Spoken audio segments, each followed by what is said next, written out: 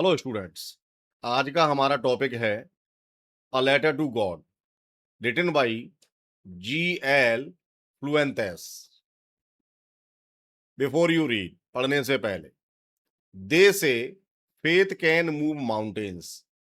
वे कहते हैं कि विश्वास पर्वतों को हिला सकता है। इसका हिंदी में अर्थ यह भी है कि अगर किसी व्यक्ति के मन में अटल विश्वास है तो वो कोई भी काम कर सकता है। अर्थात मन के हारे हार है, मन के जीते जीत। But what should be put our faith in. लेकिन इसमें भी एक अनिवार्य वस्तु यह है कि हम अपना विश्वास किस चीज में रखें।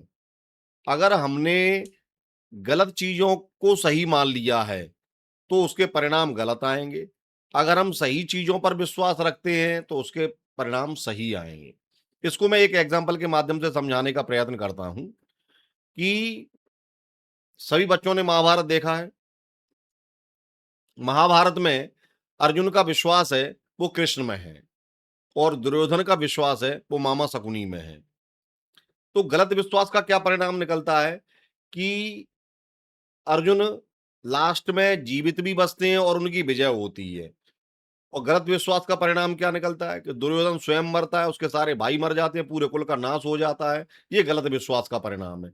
तो अगर हम गलत चीजों में अपना विश्वास रखते हैं तो हम विनाश की तरफ जाते हैं।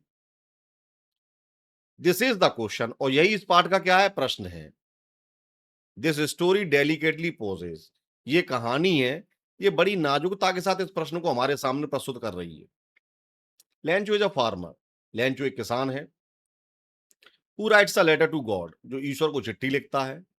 When his crops are ruined, जब उसकी फसल बर्बाद हो जाती है।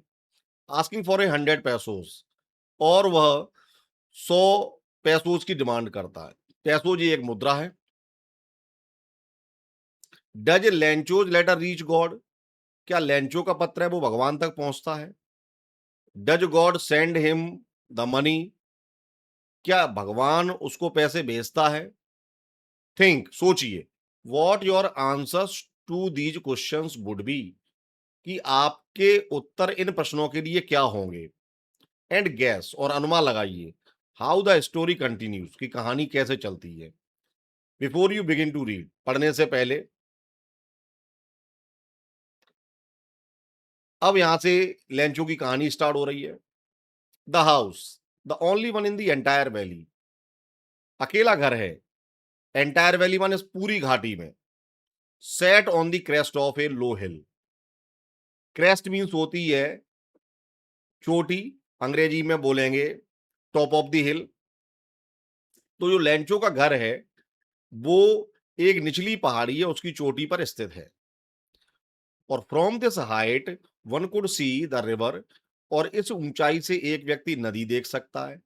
फील्ड ऑफ राइप कॉर्न, पके हुए कॉर्न का खेत देख सकता है।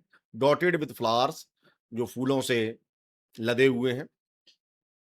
That always promised a good harvest, और अच्छे फूल होते हैं फसल के ऊपर, तो वो एक अच्छी फसल का हमसे प्रॉमिस करते हैं, वादा करते हैं, माने उम्मीद हमें बनाते हैं। The only thing the earth needed was a downpour, और फसल को जिस चीज की आवश्यकता है वह है कि एक बार झमाझम बारिश हो जाए। डाउनपोर का अर्थ होता है मूसलाधार बारिश। तो अच्छे अच्छे तरीके से बारिश हो जाए। और अगर बारिश ना हो, और एट लीस्ट ए सावर, कम से कम कुछ छींटे बरसात के पड़ जाए। Through out the morning Lencho, who knew his fields intimately, पूरी सुबह लेंचो, जो अपने खेतों को बहुत अच्छे तरीके से जानता है, पहचानता है, हैड डन नथिंग, कुछ नहीं किया उसने, else but see the sky toward the north east, बल्कि वह उत्तर पूर्व के बादलों की ओर निहारता रहा। Now we are really going to get some water. Women, यहाँ पर शब्द वुमेन यूज किया गया है। वुमेन का वैसे अर्थ तो औरत होता है, क्योंकि वह अपनी पत्नी को संबोधित कर रहा है तो हम उसको प्रिय का सेंस दे सकते हैं। प्रिय, अब लगता है कि बारिश होने वाली है। The women who was preparing supper, supper means रात्रि भोज होता है, उसकी जो पत्नी है रात्रि भोज तैयार कर रही है। रिप्लाइड, उत्तर देती है, यस गॉड विलिंग, हाँ, ईश्वर की इच्छा अगर ऐसी ही है। The older boys were working in the field, बड़े बच्चे हैं वो खेत में काम कर रहे हैं। While the smaller ones were playing near the house, छोटे वाले घर के नजदीक खेल रहे हैं। Until the women call to them all, जब तक वो महिला उन सबको बुलाती नहीं है, कम फॉर डिनर, भोजन के लिए आ जाओ। It was during the meal just as, भोजन का समय था, तभी अचानक क्या होता है, लेंचो हैड प्रिडिक्टेड, जैसा कि लेंचो ने उम्मीद की थी, big drops of rain began to fall, पानी की बड़ी बड़ी बूंदा गिरनी चालू हो जाती। In the north east huge mountains of cloud could be seen approaching, huge means होते हैं विशाल, बड़े बड़े, तो बड़े बड़े बादल आते हुए देखे जा सकते थे।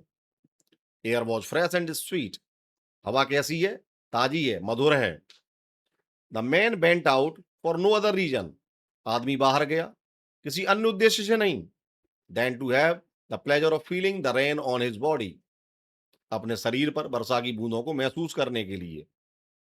And when he return he exclaimed, और जब वो वापस लौटता है अचरज में पड़ता है, these are rain drops falling from the sky, ये पानी की बूंदें नहीं है, दे आर न्यू कॉइन्स, बड़ा खुश होकर कहता है ये नए नए सिक्के हैं, क्योंकि जो पानी की बूंदें पड़ रही हैं वो उसकी फसल में क्या करेंगी, वृद्धि लेके आएंगी, उसके अनाज में दाने बड़े बड़े होंगे, तो जब दाने बड़े होंगे तो वेट ज्यादा होगा तो ज्यादा पैसे आएंगे, इसलिए वो क्या कहता है, ये बूंदे नहीं है, ये नए सिक्के हैं।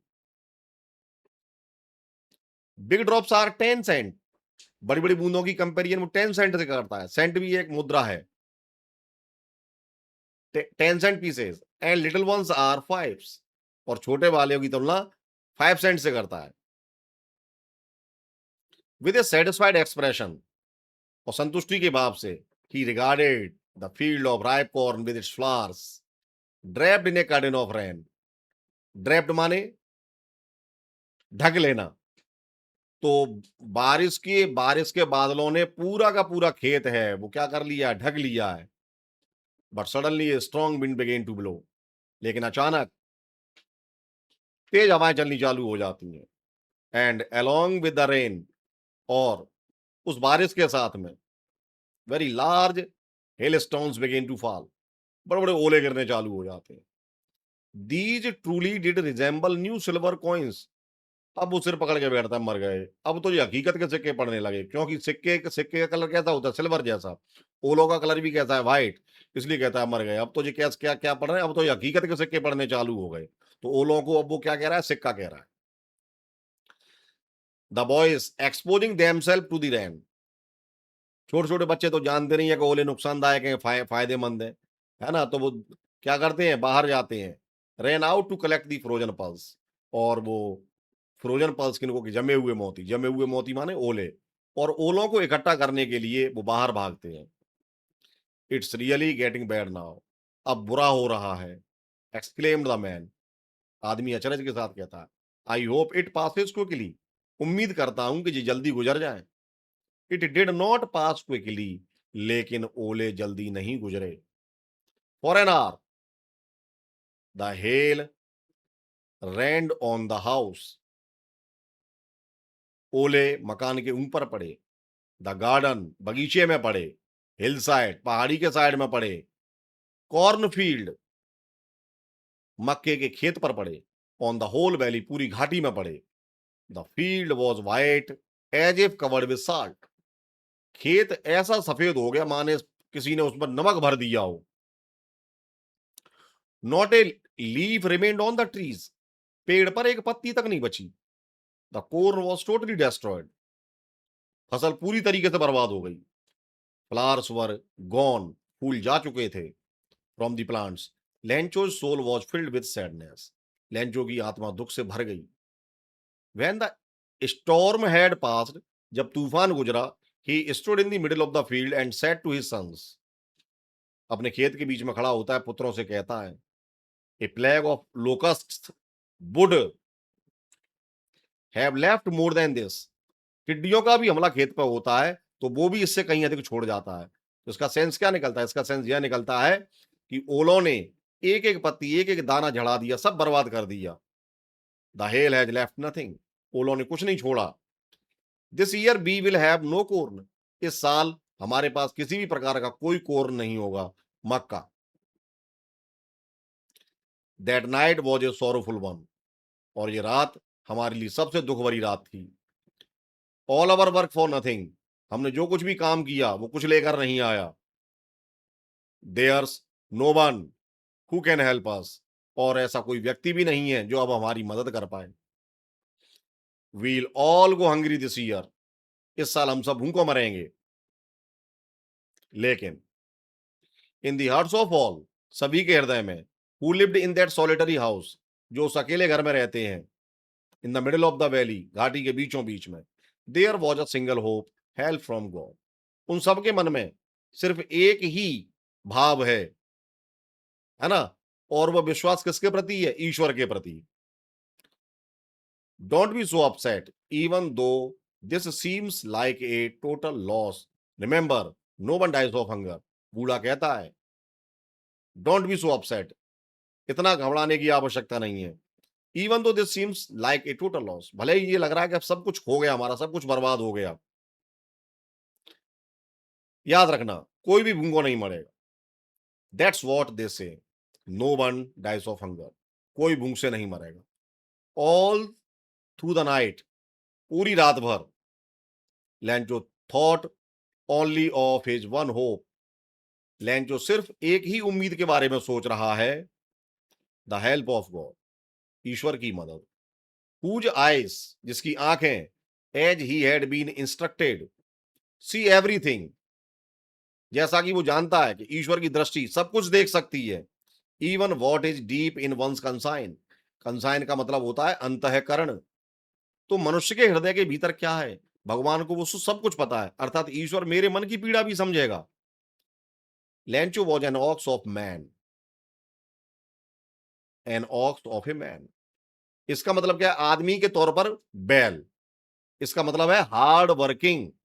तो लैंचो बहुत ही हार्ड वर्किंग है, बैल की तरह काम करता है। Working like an animal in the fields, खेत में किसकी तरह काम करता है? जानवर की तरह।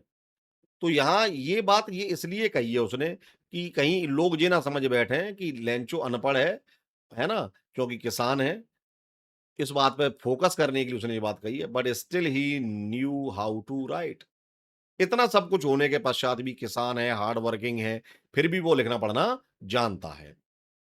The following Sunday at daybreak, daybreak means होता है प्रभात, सुबह सुबह, सूर्य की किरण निकलने से निकलने पर, फॉलोइंग संडे, अगले Sunday, he began to write a letter, उसने एक पत्र लिखना प्रारंभ किया, which he himself would carry to town, जिसे वो स्वयं ही शहर में ले गया। Place place in the mail box, और काय में डाला? मेल बॉक्स में, जिसमें चिट्ठी डाली जाती है, डब्बा जो होता है रेड कलर का, वो मेल बॉक्स कहलाता है। It was nothing less than a letter to God, और ये जो है वो भगवान को चिट्ठी के अलावा कुछ नहीं है। अब उस चिट्ठी में क्या लिखता है? God he wrote, if you don't help me, अगर तुम मेरी मदद नहीं करते हो, my family and I will go hungry this year, मैं और मेरा परिवार भूखों मर जाएगा। I need a 100 pesos in order to sow my field again, in order to का मतलब होता है के लिए, तो अगर आप मुझे 100 पैसोज नहीं देते हैं, है ना, तो मैं और मेरा परिवार क्या होगा? भूखों मर जाएंगे। और क्या कह रहा है वो?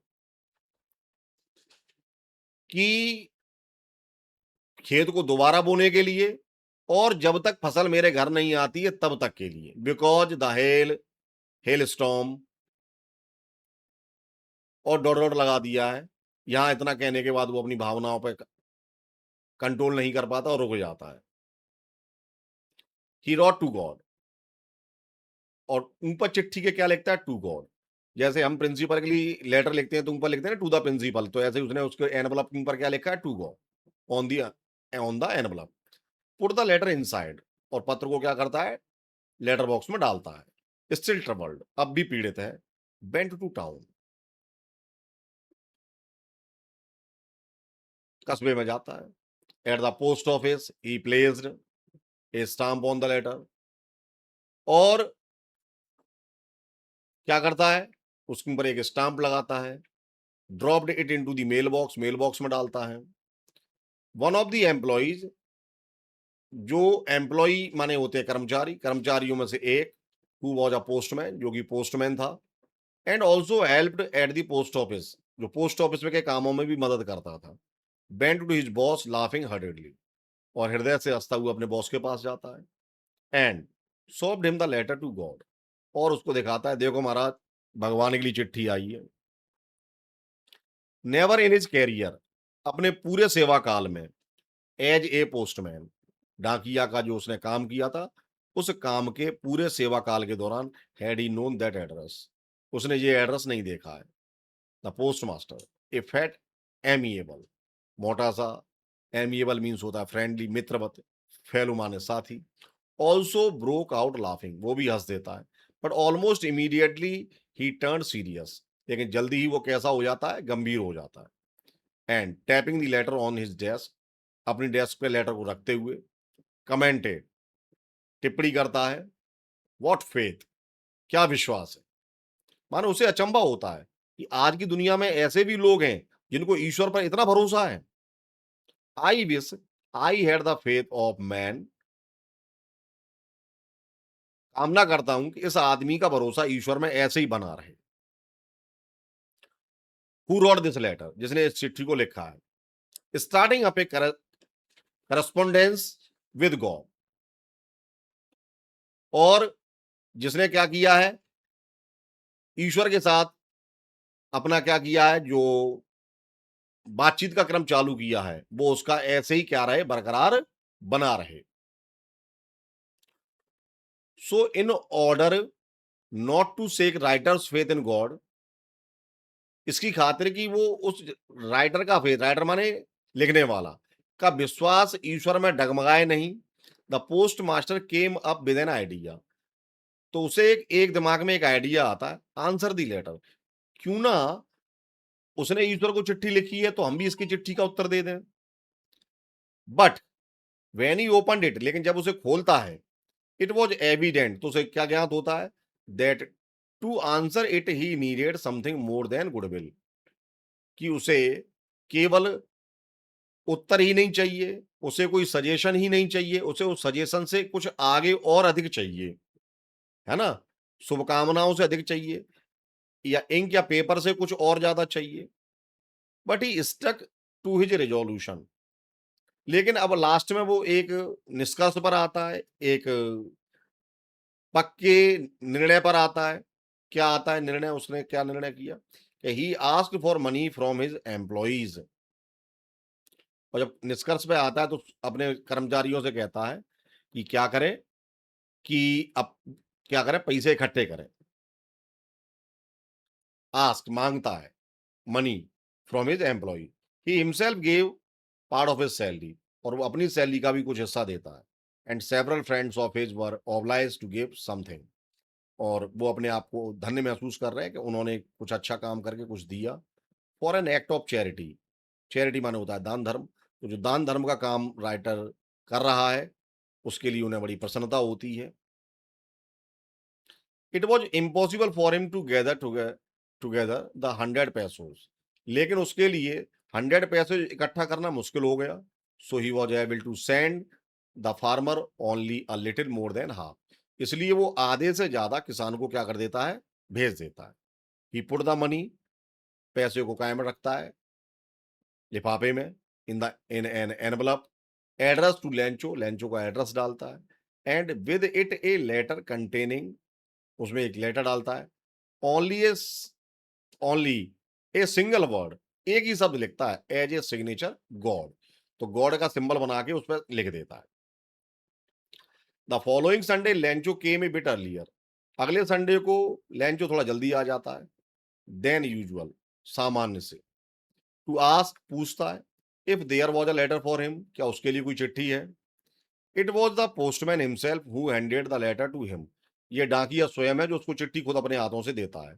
while the postmaster experiencing the contentment of a man who has performed a good deed, postmaster अंदर से बड़ा अपने आप को संतोषजनक फील कर रहा है क्योंकि उसने एक अच्छा कर्म किया है। Looked on from his office, और अपनी ऑफिस से क्या कर रहा है, वो निहार रहा है, देख रहा है। लैंचो soft not a slightest surprise, Lencho को जरा सा भी अचंभा नहीं होता ऑन सीइंग द मनी, पैसे को देखने के बाद। सच वॉज हिज कॉन्फिडेंस, ऐसा उसे ईश्वर में भरोसा था। बट ही बिकेम एंग्री, उल्टा नाराज हो जाता है। When he counted the money, पैसे को गिनता है तब। God could not have made a mistake, उस मन में सोचता है भगवान से गलती नहीं हो सकती। Nor could he have denied, और ना ही वो मेरे जो मैंने मांगा है उसका उसको इनकार कर सकता है। वॉट ही हैड रिक्वेस्टेड, जो उसने क्या किया, ईश्वर से निवेदन किया है, उसको इतना अटल विश्वास है कि ईश्वर उसको मना भी नहीं कर सकता और कम भी नहीं भेज सकता। Immediately Lencho went up to the window, खिड़की तक जाता है, to ask for paper and ink, स्याही और कागज मांगता है। On the public writing table, जो सार्वजनिक टेबल होती है उस पर लिखने वाली, ही स्टार्टेड टू राइट, लिखना प्रारंभ करता है। With much wrinkling on his brow, उसकी भौएं पर, माथे पर सिलवटें अधिक हैं। Caused by the effort he had make to express his ideas, जब वो अपने विचार कागज पर लिख रहा है तो उसमें थोड़ा सा उसको गुस्सा आ रहा है ना, क्योंकि उसे ईश्वर पे पूरा भरोसा है कि ईश्वर ऐसी गलती नहीं कर सकता, है ना, तो उसके माथे पर सिलवटें ज्यादा पड़ रही हैं। व्हेन ही फिनिश्ड, जब वो लिखकर समाप्त करता है, he went to the window to buy a stamp, खिड़की के पास जाता है, एक टिकट खरीदता है। विच ही लिक्ड, जीभ से चाटता है, क्योंकि पुराने टिकट ऐसे चलते थे उनमें थोड़ा सा गम रहता था, गोंद रहता था, है ना, तो जीभ से चाट के उस पर चिपकाने में क्या वो चिपक जाया करता था। देन अफिक्स टू, और उसको क्या कर देता है, चिपका देता है।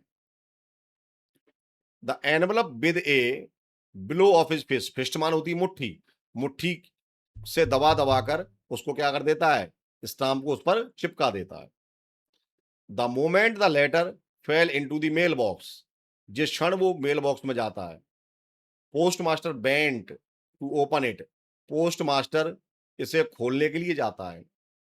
इट सेड, जिसमें लिखा था, God of the money that I asked for, वो पैसा जो मैंने आपसे मांगा था, ओनली 70 पैसोज रीच्ड मी, मुझ तक केवल 70 पैसोज पहुंचे हैं।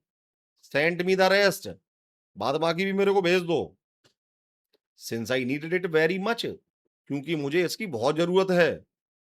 But don't send it to me through the mail, लेकिन मुझे मेल के माध्यम से मत भेजना, पोस्ट ऑफिस के माध्यम से मत भेजना।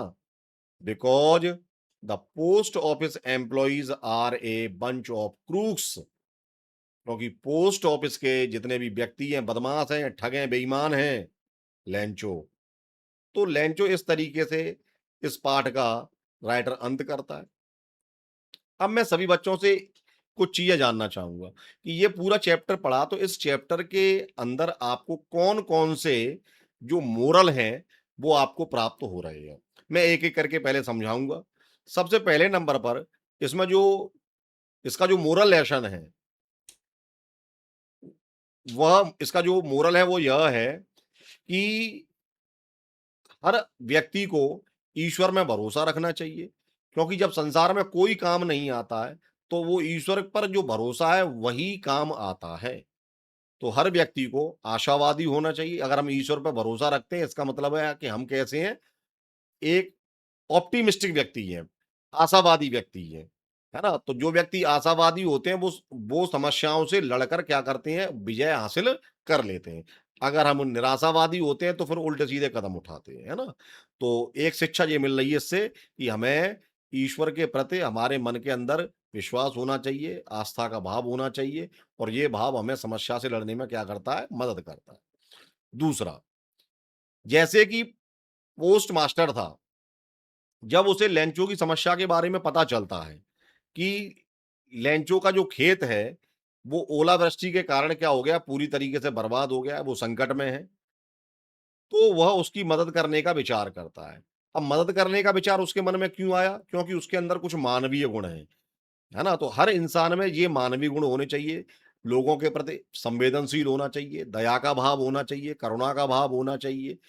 तो ये ऐसे भाव हैं जो एक इंसान को इंसान बनाते हैं, है ना। तो एक मनुष्य के अंदर मानवीय भाव होने चाहिए, संवेदनशील होना चाहिए व्यक्ति। अगर वो असंवेदनशील है तो काय का मनुष्य है। तीसरा जो भाव इसमें, जो लास्ट में जो लाइन है, वो थोड़ा-सा अ, सोचने पे बाध्य करती है कि अंतिम जो कहता है वो, कि जिन्होंने मदद की, वो उन्हीं पे शंका कर रहा है और उनको क्या कह के बुलाता है? ए बंच ऑफ क्रूक्स कह के बुलाता है। तो यहाँ पर लेखक ने आयरनी प्रस्तुत की है। आयरनी का मतलब होता है विडंबना, या हम कहेंगे विरोधाभास। तो उसमें विडंबना क्या है? इसमें विडंबना ये है कि जिन व्यक्तियों ने उसकी मदद की, वो उन्हीं को क्या समझ रहा है? वो उन्हीं को चोर समझ रहा है ना? तो ये इसमें ये इस तरीके के 2-3 मैसेज हैं इस पूरे पाठ में। उम्मीद करता हूँ कि आपको ये पाठ समझ में आया होगा। धन्यवाद।